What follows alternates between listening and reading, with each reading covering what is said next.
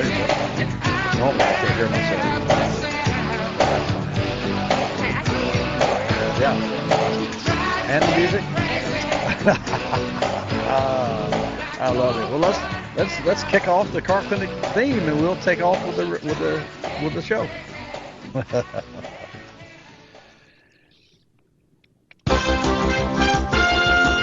Now we're talking. Now we're talking. Okay, let's kick it in gear, folks. Let's go. This is Bobby Likis Car Clinic here on Paltalk.com. It is my pleasure to welcome you to today's edition of Bobby Likis Car Clinic. I got to share with you, I don't know where you're located. We're coming to you from the center of the automotive universe, and just outside our little center, which is our studio, we have buckets of rain that are falling. And it reminds me when you see the traffic on the road and you see how fast some people drive in the rain, and then you see others that are driving so cautiously. You wonder sometimes if the people that are driving that fast and maybe darting in and out of traffic, if they've ever been involved in an accident, and if so, was it raining? And I can tell you, I'm guilty of that. I'm guilty. In fact, of the accidents that I've had in my life, all but one, and not that I've had a lot of accidents, but all but one were in the wet weather, and it was driver error. It was my fault. And I will tell you, hydroplaning is very easy to do.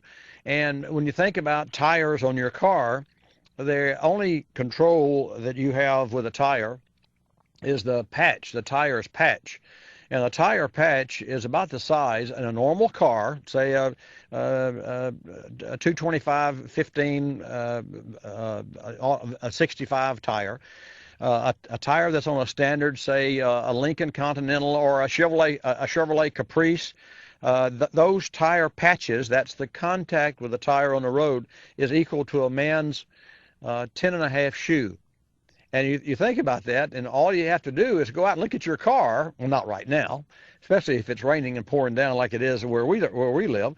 If you go out and look at your car and you look at the length of the tread as the tire comes around, and the length of the tread as to how long the footprint is, and then you measure the width of your tire. And so if you've got a 5-inch tire and there's 2 inches, then you've got 2 on 5, you've got 10 square inches of a contact area.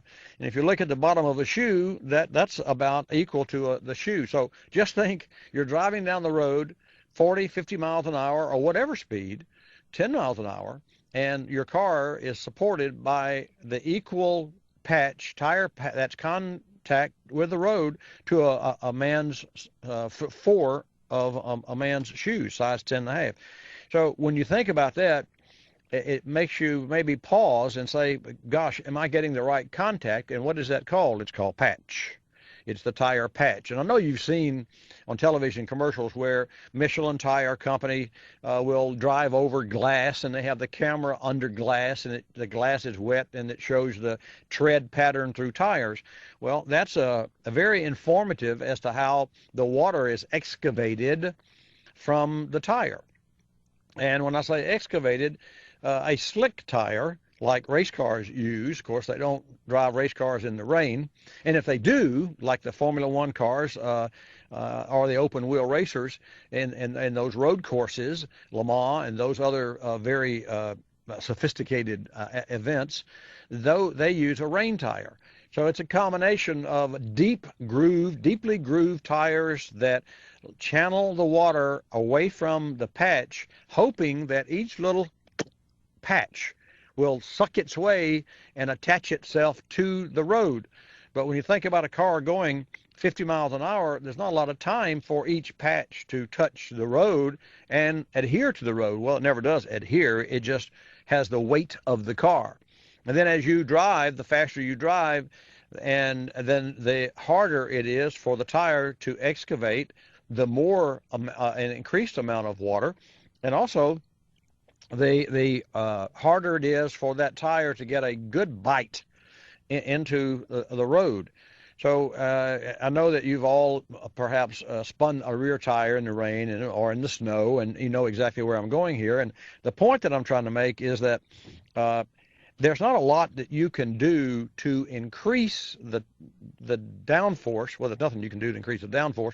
There's not a lot you can do to increase that contact with the road other than your driving techniques and air pressure. And the next time you buy tires, you want to buy a tire that, for me, every tire that I buy is an aqua tire. It's a AquaTread, aqua, water. It's a tire that's made for rain driving. Now, in the northern climate, in Alaska and well, in many cities in the Northeast, you have to buy two sets of tires. You have your snow tires, ice and snow tires, which, by the way, Michelin just came out with a new one last year about this time, and it's a phenomenal tire. You can just Google ice and Michelin, and you'll see their new tire. It has, what was really neat about this, and I went to Mont Tremblant, which is a ski resort in Canada, and then I went from there to a test track known under the name of Mickey Gliese. And Mickey Gliese is a French family that bought 300 acres there in Quebec, and they train novice drivers like me. Well, that's not really. They didn't train me. They give me the driving experience and I drove on 4 different types of tires.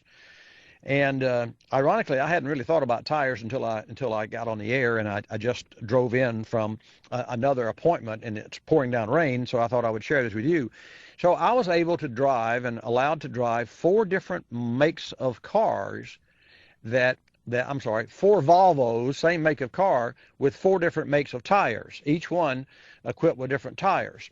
And those tires were Michelin, they were Bridgestone, Nokian. Have you ever heard of Nokian tires? I had not. And I heard of Nokia phones, but we're not talking about Nokia. I think they're Nokian tires. Nokian, I believe. I could be wrong. And Goodyear. And of the tires, the Michelin, and we drove on ice condition. We drag raced, which means we had